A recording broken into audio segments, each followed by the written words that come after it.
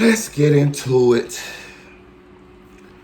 Let's get into it about Hernandez Govan. So Hernandez Govan did this interview with Stan G, two Memphis natives. So it's kind of only right that Stan G got that interview, to be real with you know what I'm saying? That was a nice look for him, you know what I mean, as a feather in his hat, you know what I mean, in his content creating career.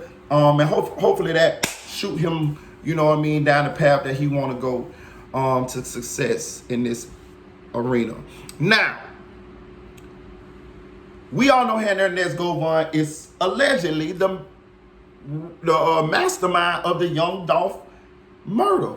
This is what they charge him with. This is what the media outlets are saying. They say he is the mastermind. You know, we got Straight Drop, we got his brother, and then we got another dude, and then we got Hernandez Govan. Right?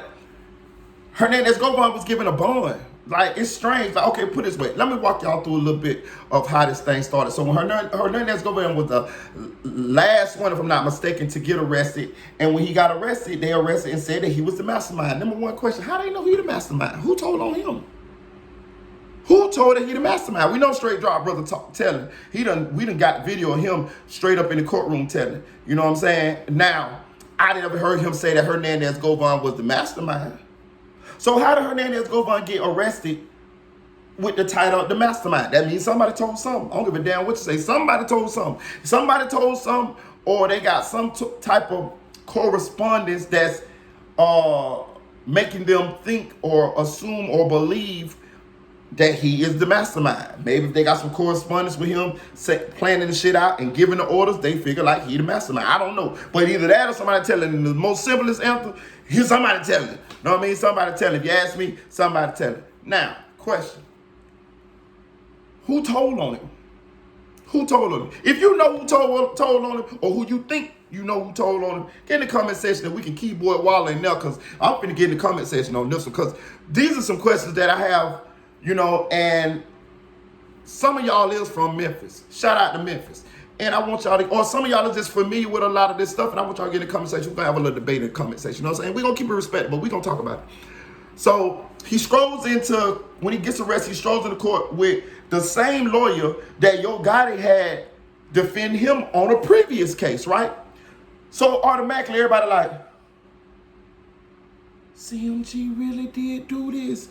If it looked like a duck, it walk like a duck, it quack. It's named Daffy. It's a duck. We know, excuse me.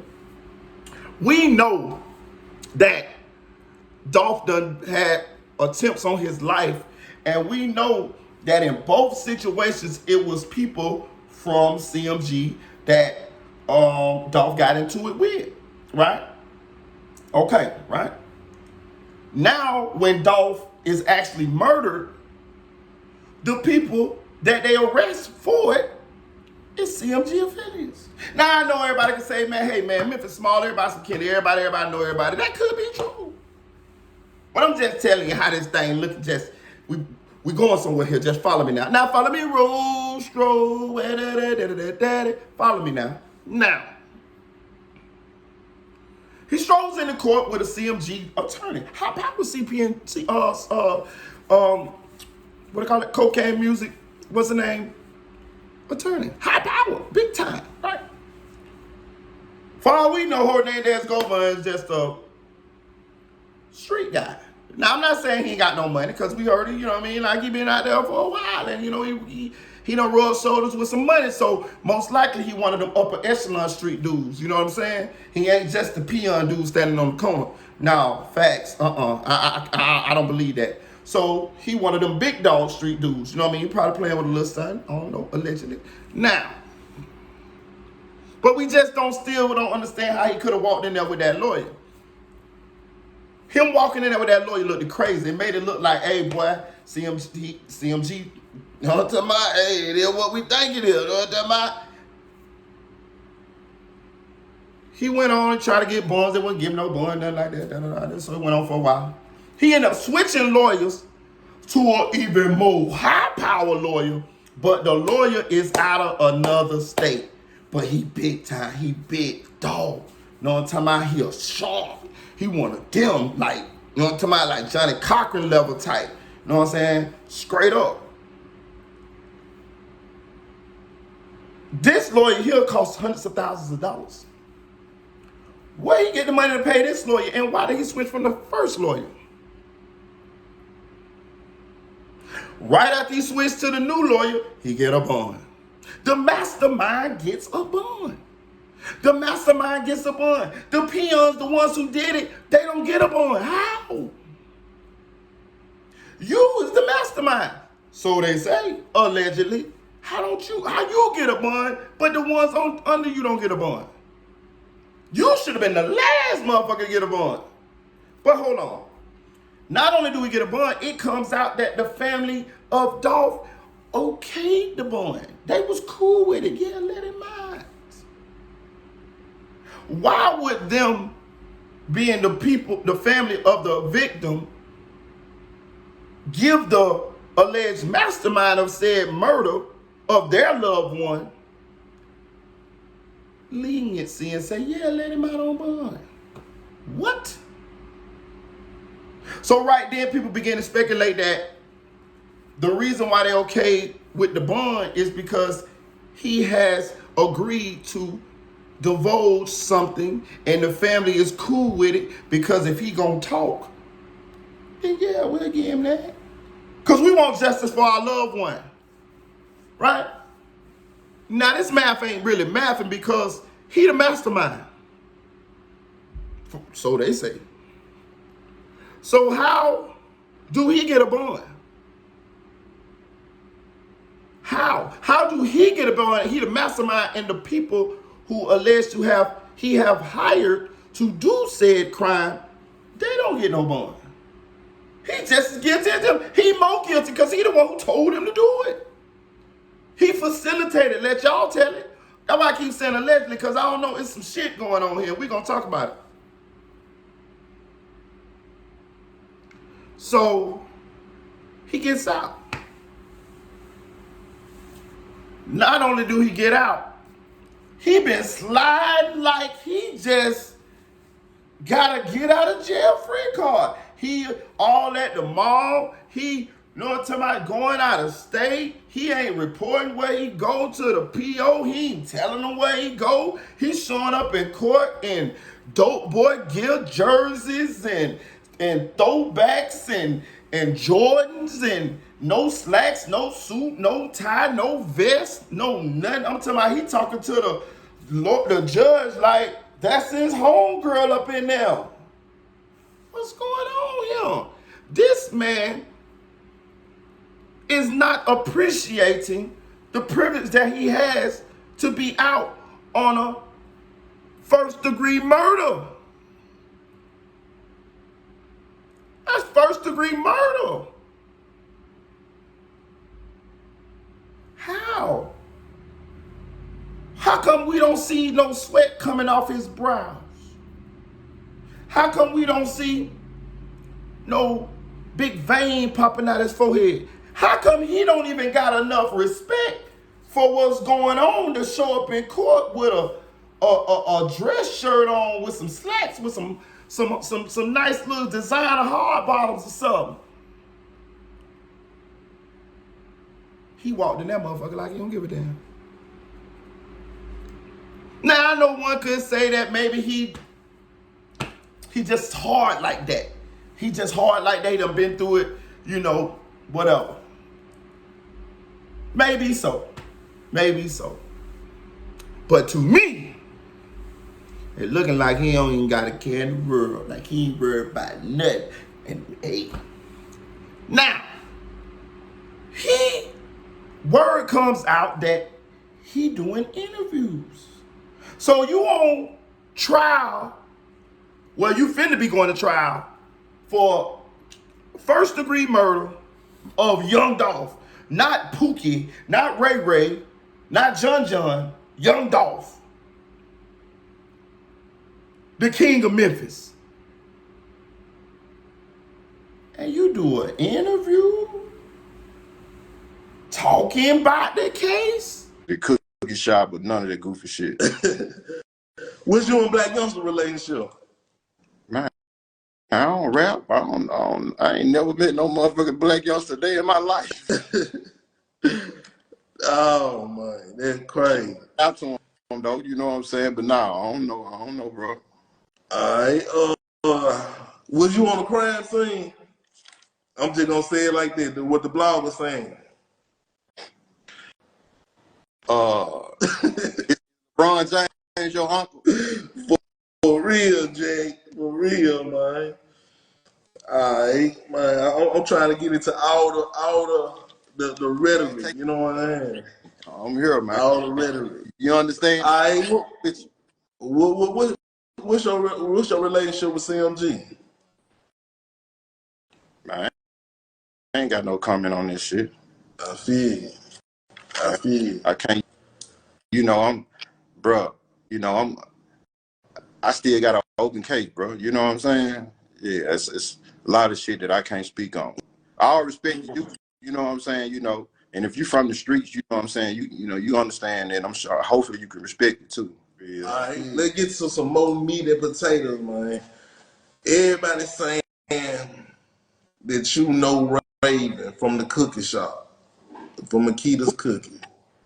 Oh, man, hey, what's the old saying? Stan G, believe half of what you see and none of what you hear. Man, Raven walked in front of me right now and slapped the shit out of me. I wouldn't know who that lady was. You know what I'm saying?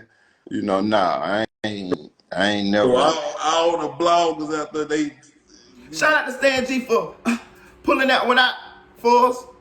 For us bloggers, for us content creators that gave us some. We put a couple dollars in our pocket. Thank you, Stan G, for putting a couple dollars in our pocket. But when you're looking at it from a legal perspective or Hernandez Govan's perspective, the seat that he's sitting in, I'm sure his high power attorney would advise him not to be giving out no interviews where you're talking about the case, where you could potentially lose your freedom for the rest of your life. We know they would use the interviews in court, but he do the interview. Not only an interview, he answered questions about the case. This just fucking baffles me. You the mastermind, nigga. You answering questions about the motherfucking case. Even the question you ain't answering, we on your ass like this here. We looking at your body language. We looking at what you ain't saying, and we getting enough to make assumptions. And that leaves us here. That nigga got something in his field pocket. And you don't know the field pocket is that little bit ass pocket right there over your big pocket right there in the front right there, goddamn it, where you might can put a quad or you might can ball up a $10 bill or a $20 bill in that motherfucker. But it's just a little something just in case, so you know to bring you out the clutch. To me, it's looking like he ain't got a care in the world. And what would make him not have a care in the world? What would make him be able to get a bond as the mastermind? My assumption is he switched from that CMG lawyer because being that he had a CMG lawyer, that lawyer would be able to report back to the person that hired the lawyer for him as to what was going on pertaining to the case. Follow me now. If he started to cooperate and he had that CMG lawyer, if anybody from CMG hired that lawyer for him, like went down there and paid the money or wired the money, however you want to do it, and retained that lawyer for Hernandez Govan, that person would be privileged to the information going on in that case. So if the secretary at CMG, if Angela Simmons, if goddamn Little Migo, if Joe Gotti himself, if any one of them paid for that attorney, they would be able to get the information, what was going on in the case, what evidence they got against him, what he said back and forth to the state, if he gave any statements or anything, right? That is why I believe he switched from that attorney to his own private attorney. Because now he can actually have correspondence between him and the state, negotiating deals or maybe giving information up, and whoever hired the first initial attorney they wouldn't be privy to that information. So if he cooperated, they wouldn't know. That's why I think they switched. That's why I think he switched that lawyer, because right after that, he got a bond. The CMG attorney couldn't get him no bond, but that second attorney got a bond. That the family okayed. It's all in there together, man. It's already, if you ask me, it's already in there together. He already talking, everything is already in motion, and the family know it. They just got to keep it hush hush. But my thing, bring me to my another question. Well, if that's the case, then who you telling on? Because we all know when these things like this go down, you have to tell up. They want to use you to get as many people they can. You know what I mean? You bait now, nigga. You know what I'm saying? So let's assume that Straight Drop or one of them or whoever, somebody, this brother, did tell them about Hernandez Govan, and that's who they know as the person that's putting it together, right? Now you got Hernandez Govan. How did he get a bond? Who did he tell on?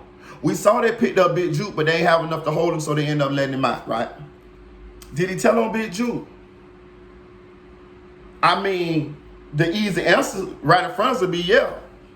You know, we don't know that for a fact, but it looked like yeah. It looked like he told on Big Juke.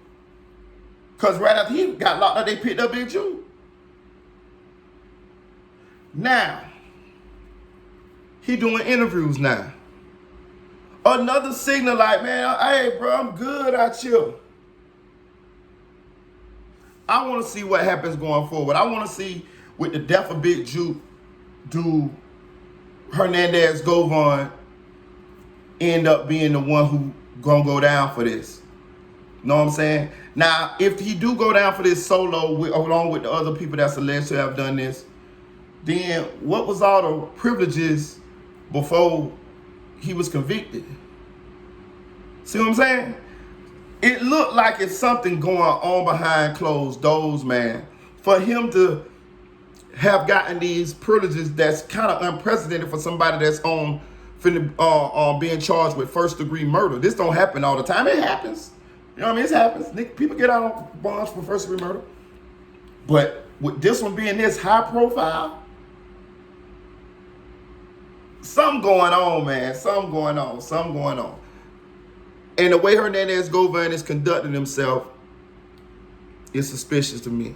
But get in the comment section and let me know how y'all feel about it. Like, share, comment to this video, man. Let me know, man. I'm interested, man. I'm interested. Please, if you got any opinions, jump in the comment section, man. Hit that like button, man, because I want to talk about this with y'all. Real talk. We have a conversation. I'm getting a conversation on this one. Chill.